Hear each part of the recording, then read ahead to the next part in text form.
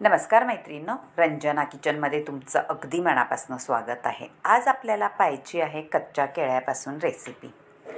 कच्च्या केळ्यांमध्ये vitamin C, बी असल्यामुळे आपल्या शरीरासाठी खूपच फायदेशीर असतात आणि त्यामध्ये फायबर, कार्बोहायड्रेट ह्याचं प्रमाण जास्त असल्यामुळे आपल्या हाडांसाठी सुद्धा भारीच असतं।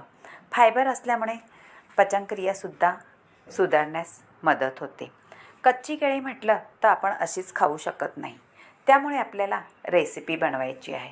कच्च्या केळ्यांची भरपूर सारी रेसिपी होते, भाजी होते किंवा पराठे होतात किंवा कटलेटही होते, पण आपल्याला वेगळाच पदार्थ करायचा आहे, 5 मिनिटात झटपट होणारा।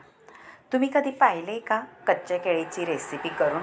नसली पाहिली तर व्हिडिओ संपूर्ण पहा, म्हणजे कळेल। आता आपल्याला कच्ची केळी 7-8 घेतलेली आहे, ती सोलून घ्यायची आहे। सुरीने सोला किंवा बटाट्याचं किंवा अशी साल काढतो त्या सोलरने सोलून घेऊ शकता तुम्ही।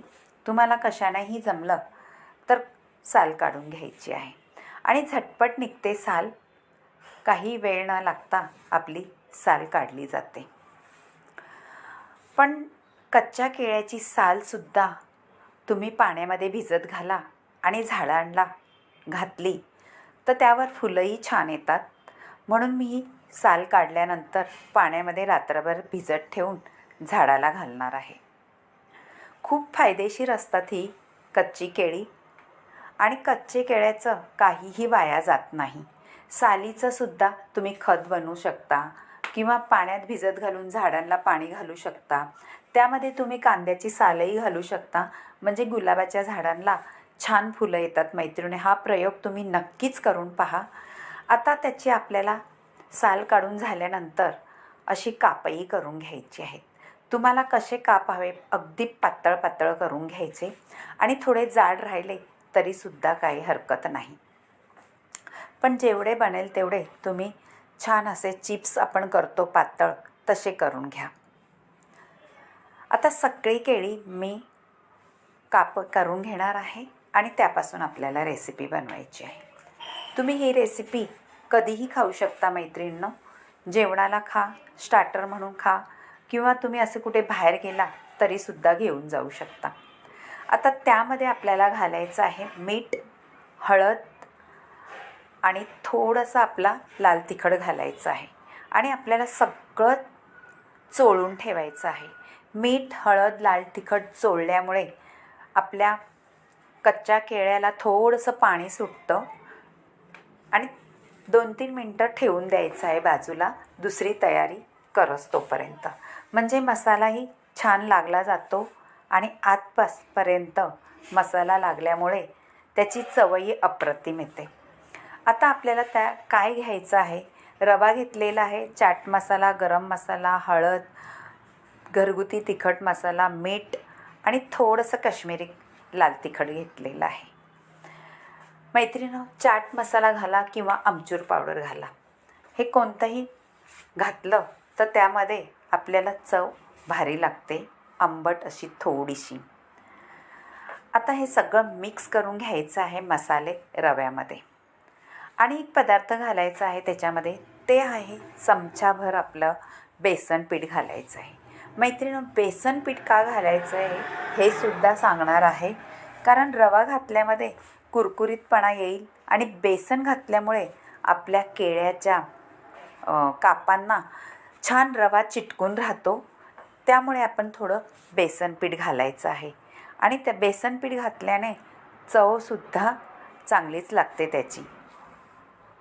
आता खमंग कुरकुरीत आपल्याला केळ्यापासून कापाला हे पहा लावून घ्यायचे आहेत आणि तुम्हाला दाखवते, अजिबात खाली पडत नाही रवा लावलेला, याचा अर्थ आपलं केळ्याचे काप छान मिठामध्ये घोळले आहेत। थोडंसं आता पॅन ठेवून घ्यायचं आहे आणि थोडं तेल घालायचं आहे, ते सगळीकडे आपल्याला पसरून घ्यायचं आहे, म्हणजे मैत्रिणींनो पसरल्यानंतर आपल्याला तेलाचा जास्त प्रमाण वापरत नाही, कारण असं तेलकटही होत नाही, पण खरपूस असं भाजले जातात। आता तेल पसरल्यानंतर तव्यावरती आपलं पॅन आहे. आता आपले काप ठेवून घ्यायचे आहेत रव्यामध्ये घोळलेले. असं व्यवस्थित ठेवायचे आहेत, म्हणजे छान कुरकुरीत होतात ते. आणि रवा म्हटलं की असं काही केलं का नक्कीच नॉनव्हेजची आठवण येते. लहान मुलांना तर कळतच नाही, त्यांना वाटतं तर खरंचच नॉनव्हेजच बनवलेलं आहे. दिसतंय ना बोंबल्यासारखं, आणि खायलासुद्धा भारीच लागतं नॉनव्हेजपेक्षा. तुम्हाला जर व्हेज तुम्ही असाल तर हा नॉनव्हेज म्हणून पदार्थ तुम्ही नक्कीच खाऊ शकता. तुम्ही कुठे प्रवासाला गेला तरीसुद्धा हे 4 दिवस टिकणारे केळ्याचे काप नक्की घेऊन जाऊ शकता. खमंग कुरकुरीत आणि संपेपर्यंत कुरकुरीत राहणार, अजिबात लूज वगैरे पडत नाही. आता वरून थोडं तेल घालून झाकणही ठेवून घेतलेलं आहे, म्हणजे केळ्याचे काप शिजले जातात पटकनी. आणि मंद आचेवरती आपल्याला कुरकुरीत करून घ्यायचे आहेत. पहा मैत्रिणी, तुम्हाला असं जर आवडलं तर खरंच रंजना किचनला लाईक करा, शेअर करा, कमेंट करायला विसरू नका आणि सबस्क्राईब करा. माझ्या रेसिपी तुम्हाला आवडत असल्यात तर नक्कीच कमेंटमध्ये कळवत जा. आणि तुम्ही व्हिडिओ कुठून पाहता, माझ्या व्हिडिओमध्ये तुम्हाला वेगळं काही सांगायचं असलं ते सुद्धा सांगू शकता, कारण हे आपलं घरचंच चॅनल आहे असं समजून मला तुम्ही कमेंटमध्ये लिहून पाठवू शकता. आता थोडंसं झाकण ठेवून घेतलेलं आहे अलटी पलटी करून. मैत्रिणो, थोड्या वेळाने आपण पलटी करत राहायचं, म्हणजे खाली जळून द्यायचं नाही. आणि पलटी केल्याने दोन्ही बाजूने छान कुरकुरीतपणा येतो. आता थोडं तेल आपण घालून घेतल्यामुळे सगळ्या बाजूने व्यवस्थित तेल लागलं जातं आणि असं खरपूस भाजून तयार होतं. हे पहा, तुम्हाला तेलकटही वाटणार नाही.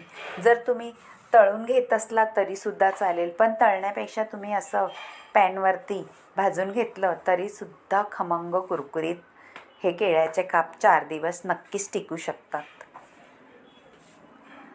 भन्नाट रेसिपी होते मैत्रिणींनो ही. तोंडी लावायला खा, किंवा तुम्ही वरण असलं आणि भाताबरोबरसुद्धा हे छान तोंडी लावू शकतो. चपाती भाजीबरोबरसुद्धा तुम्ही हे साईडला घेतलं ताटामध्ये तर ताटाची तर शोभा तर वाढतेच, पण खायलाही तेवढीच मजा येते. असं सगळं ताटामध्ये असलं का आपल्याला खरंच खायला 2 घास जास्तच जातात. आता झालेलं आहे आणि काढून घ्यायचे आहे सगळे. आणि परतही आपल्याला एक तवाभर होणारे आहे. एवढे आपले 7-8 केळींचे काप झालेले आहेत. हे पहा, एकदा काढून घेतले आणि आता दुसऱ्यांदाही आपण रव्यामध्ये घोळून काप ठेवणार आहोत. अगदी झटपट होते, जास्त काहीही वेळ लागत नाही शिजायला, कारण केळं हे पटकनच शिजलं जातं आणि इतका कुरकुरीतपणा येतो का त्याला तेलकटसुद्धा राहत नाही. हे पहा, झालेलं आहे आणि वाढून घेतलेलं आहे. मुलं तर आताच खायला झटलेली आहे, एक घेऊन जात आहेत खायला, कारण खूप आवडतं त्यांना हे असं काहीतरी चटपटीत बनवलेलं.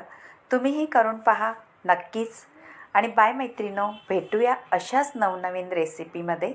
तोपर्यंत छान केळ्याचा कापांचा स्वाद घ्या. तुम्हाला दिसतही असेल, अजिबात तेलकटही दिसत नाही. Bye bye.